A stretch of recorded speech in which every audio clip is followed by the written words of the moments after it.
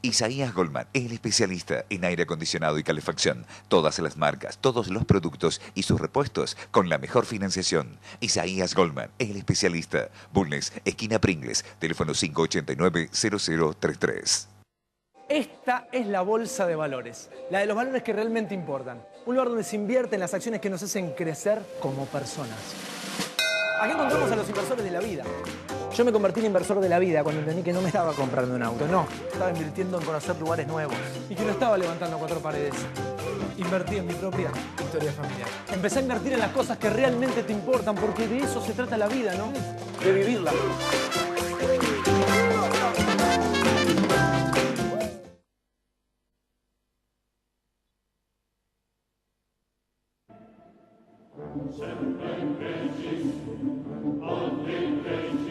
Bienvenidos a Palabra de Honor, programa que pasamos por Canal C los martes a las 23 horas.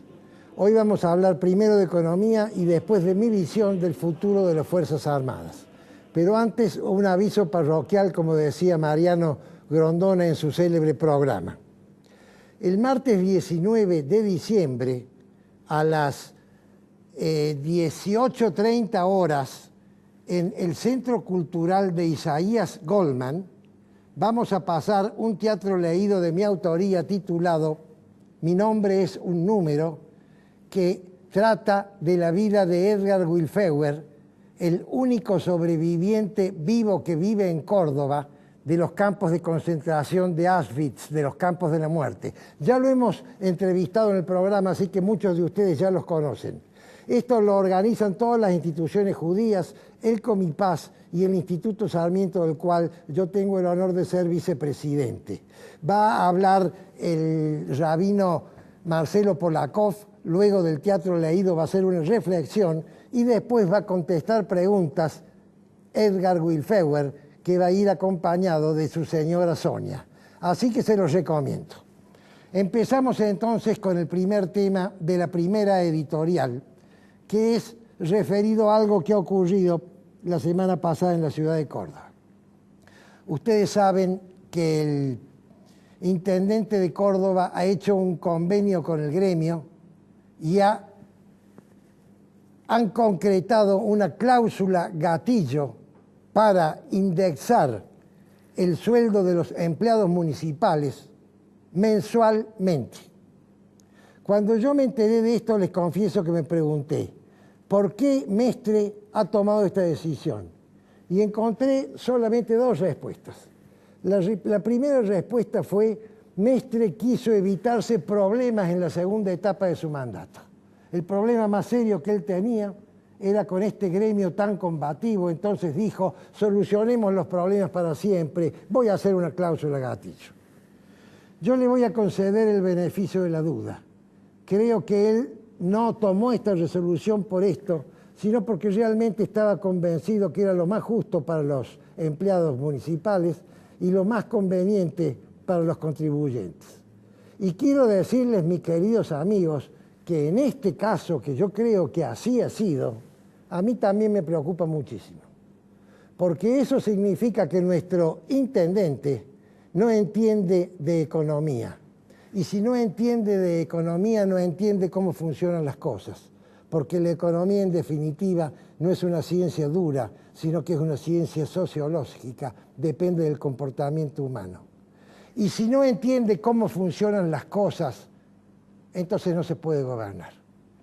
Ustedes me dirán, pero si él lo único que ha hecho es un convenio donde protege el salario justo propiciado allá en los años 30 por el Papa Pío XI, el salario justo, ¿recuerdan ustedes? ¿No defiende usted el salario justo? Por supuesto que sí, pero yo defiendo el salario justo dentro de un contexto donde hay también otros elementos a tener en cuenta, porque al lado del salario justo hay otro importante, no sé qué palabra utilizar, importante axioma que dice que ningún incremento salarial que no está acompañado del aumento de productividad, estamos hablando en relación de dependencia, ningún incremento salarial que no va acompañado de un aumento de la productividad es pagado por el propio hecho económico del que estamos hablando. Lo paga otro, lo paga alguien de afuera. Para que se entienda este concepto, que puede ser no bien entendido en primera instancia, voy a poner un ejemplo muy sencillo. Imaginemos nosotros un empresario que tiene una fábrica de zapatos, que tiene un solo operario y que fabrica un solo zapato por mes. El 30% del costo es la mano de obra de este operario, el sueldo de este operario, el 30% es materiales, el 30% son todos los gastos generales y los gastos directos e indirectos, y un 10% de utilidad. Y vende este único zapato a 10 pesos, a 100 pesos, perdón. Supongamos que un día este empresario bien intencionado dice, le voy a duplicar el sueldo a mi empleado porque quiero que tenga un salario justo, no le termina de alcanzar. Y en vez de ganar 30 va a ganar 60. Va a ganar 60, pero el precio de venta se mantiene en 100 porque él no lo controla porque hay competencia, es un mercado libre, es un mercado abierto. Estamos hablando de universos libres. ¿Qué pasa en ese caso entonces? Pues lo que pasa en ese caso es que este señor va a vender su producto a 100 y el costo es 120. Ya no deja de percibir el 10% de utilidad, ya no tiene utilidad y además tiene una pérdida del 20%. Si él insiste en esta situación, se le va a acabar las reservas para pagar la pérdida porque no tiene ingresos para pagar ese costo. Y entonces tiene que recurrir al crédito. Y cuando se le acabe la capacidad de crédito, tiene que bajar la persiana y si no baja la persiana se funde. Quiere decir entonces que si no analizamos el tema del salario justo con el tema del aumento de productividad al lado, un hecho que al principio parecía muy beneficioso para el operario, en el mediano o largo plazo resulta totalmente perjudicial. Pero quiero analizar ahora qué pasa en el empleo público, supongamos la Municipalidad de Córdoba. La municipalidad no quiebra. Entonces, el intendente, que es el que fije el sueldo, puede fijar el sueldo que quiera. La municipalidad no va a quebrar. Y si no hay aumento de productividad en la esfera privada, no le importa, porque él tiene los impuestos, o cobrará más impuestos, o dejará de aplicar algún producido de los impuestos que antes iba a servicio para aplicar los sueldos. Y eso es lo que ocurre en nuestra ciudad. Se da la paradoja que los empleados privados, que son los que contribuyen al erario público para pagar los sueldos de los empleados municipales, no tienen aumentos, a veces porque no hay aumentos de productividad, y nuestro intendente ha pactado una cláusula gatillo que automáticamente indexa el salario bajo el concepto del salario justo. Entonces se produce una gran diferencia entre el empleado municipal y el empleado privado, Pero además el empleado municipal, en este caso, no es el empleado municipal necesario, sino el doble, porque en estos 10 o 12 años de populismo se ha duplicado el plantel de los empleados municipales, de manera tal, entonces, que hay empleados municipales innecesarios que tienen el aumento en su salario desvalorizado por la inflación, con cláusula gatillo, pagado por la recaudación a aquellas empresas que trabajan, privadas por supuesto, con operarios privados que no tienen estos aumentos porque no hay productividad y entonces si los tuvieran se fundirían, y los empleados públicos los siguen cobrando, generándose una casta privilegiada de empleados municipales, en este caso, en otros casos de otros empleos públicos, pero ahora no voy a hablar de EPEC ni de los provinciales, estoy hablando de la ciudad, de empleados municipales que a través de los años han ido consiguiendo prebendas, han ido consiguiendo privilegios, han ido consiguiendo aumentos de sueldos, que hace que el aumento de un empleado municipal sea sensiblemente superior a, no el aumento sino el salario, perdón, al salario de un empleado equivalente en el mercado privado, porque estos señores privilegiados, que además consiguieron su cargo por la relación que tenían, o la cuña que tenían con las autoridades políticas del momento que los nombraron, porque no han entrado por concurso, sino por nombramiento directo. Y esta gran diferencia distorsiona el mercado, y esta distorsión del mercado es uno de los grandes y graves problemas que tiene la República Argentina que solucionar.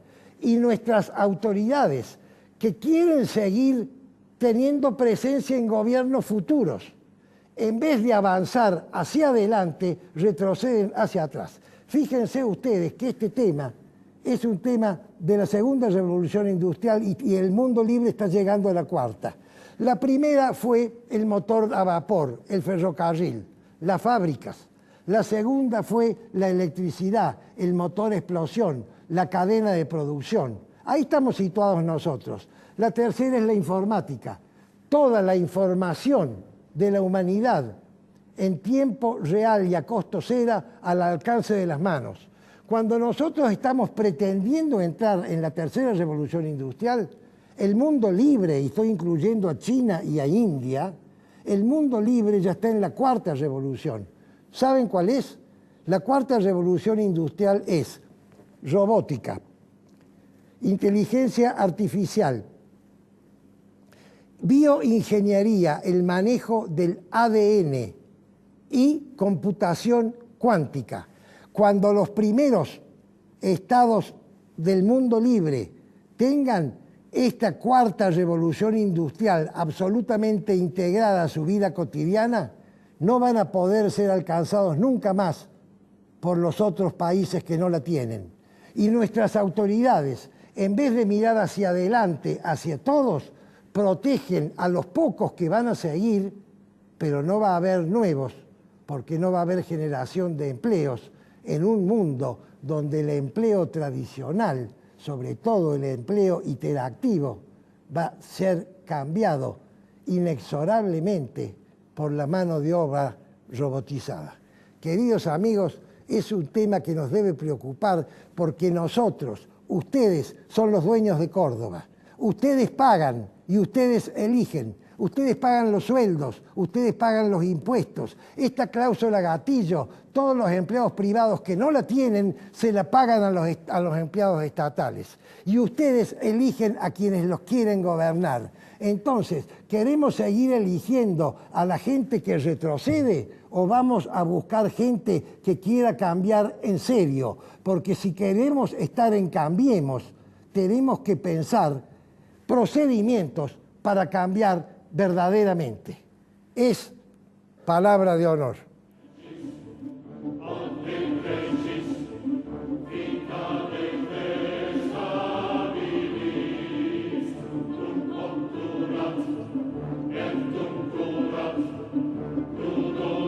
Isaías Goldman, el especialista en aire acondicionado y calefacción. Todas las marcas, todos los productos y sus repuestos con la mejor financiación. Isaías Goldman, el especialista. Bulnes, esquina Pringles, teléfono 589-0033. Centro Tomografía Computada Córdoba Sociedad Anónima. Instituto Ulton, líder en diagnóstico por imágenes. Primer instituto de cirugía ambulatoria mínimamente invasiva del interior del país. Avenida Vélez Arfiel 562, Córdoba, Argentina. Teléfono 0351-426-7700.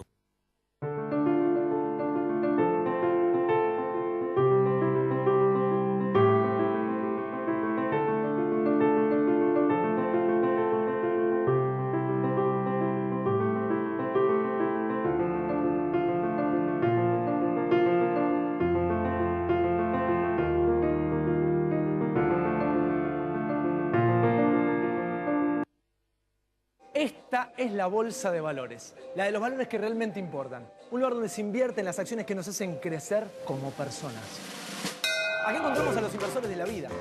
Yo me convertí en inversor de la vida cuando entendí que no me estaba comprando un auto, no. Estaba invirtiendo en conocer lugares nuevos y que no estaba levantando cuatro paredes. Invertí en mi propia historia familiar. Empecé a invertir en las cosas que realmente te importan, porque de eso se trata la vida, ¿no? De vivirla.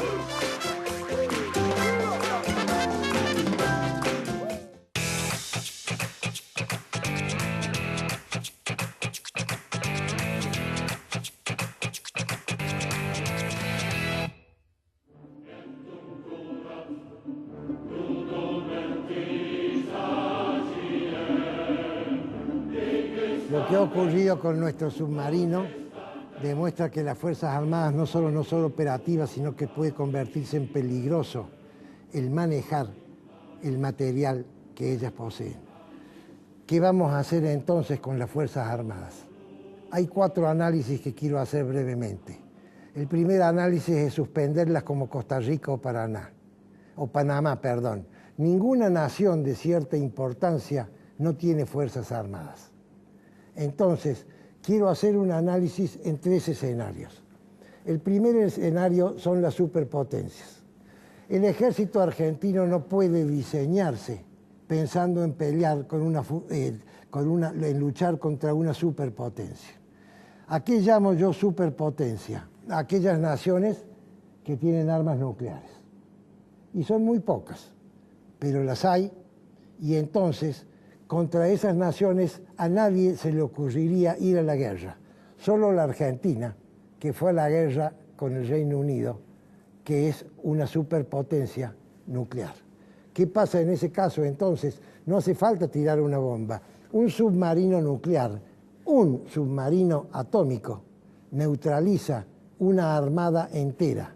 La armada argentina quedó en los puertos y el único barco que salió lo hundieron.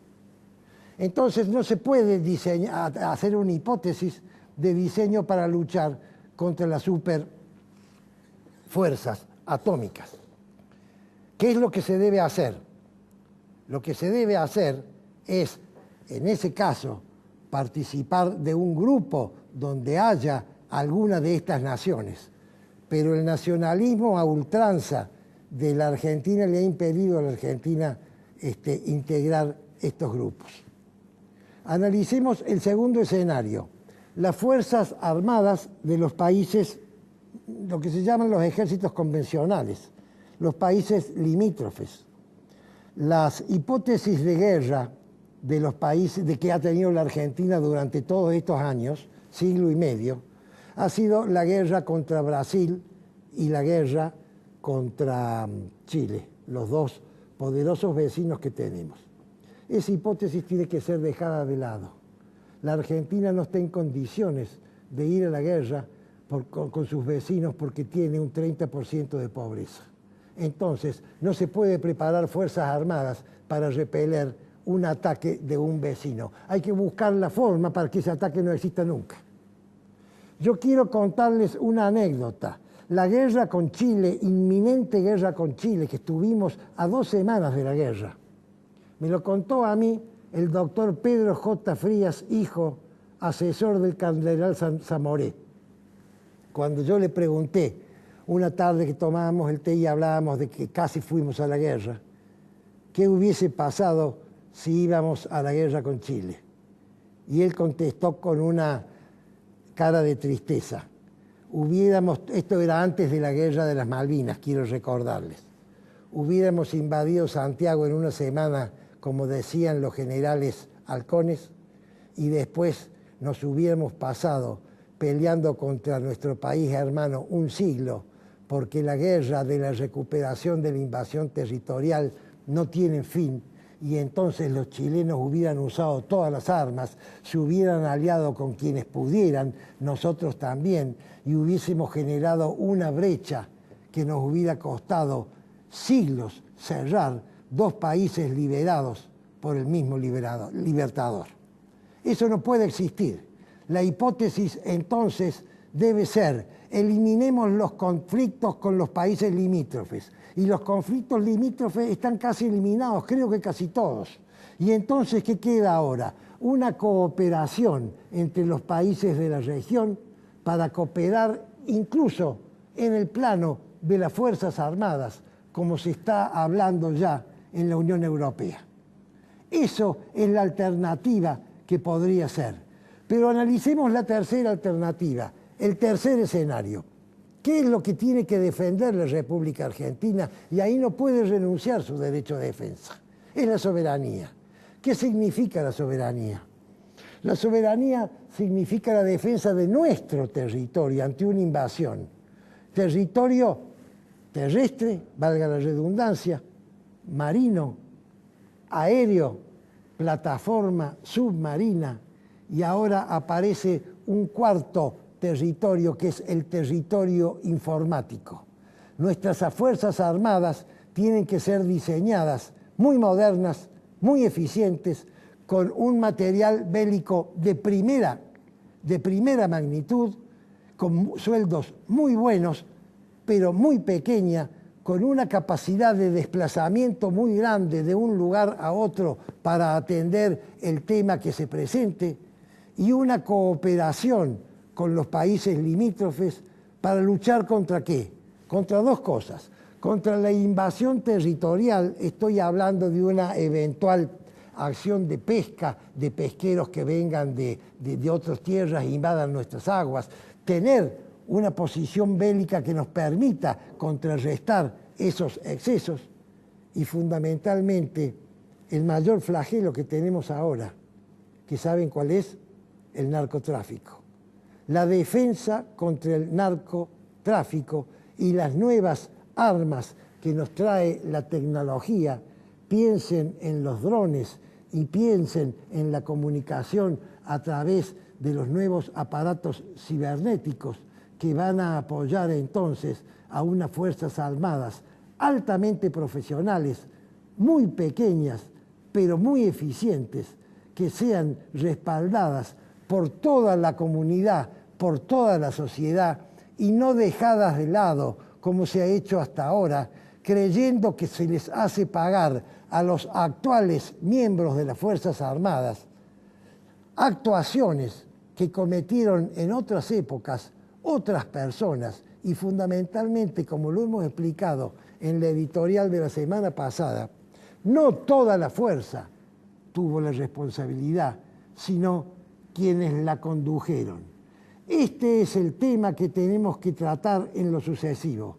Y este tema no es político, este tema es sociológico. La sociedad entera va a tener que decidir qué Fuerzas Armadas quiere y, por lo tanto, qué hipótesis de conflicto va a sostener, y va a tener, a través de la opinión pública, que presionar al gobierno, a la oposición y a los individuos pensantes de la República Argentina para que trabajen en el diseño de Fuerzas Armadas que sirvan para el futuro moderno que estamos en vísperas de vivir o que ya estamos viviendo.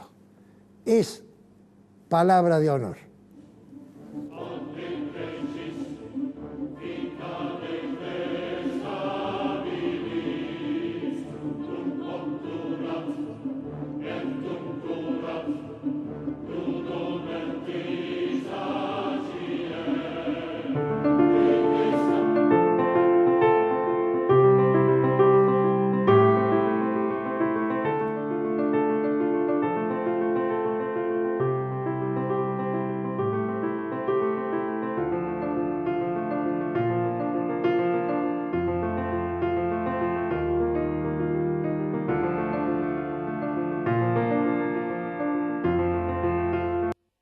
Isaías Goldman, el especialista en aire acondicionado y calefacción. Todas las marcas, todos los productos y sus repuestos con la mejor financiación. Isaías Goldman, el especialista. Bulnes, esquina Pringles, teléfono 589-0033.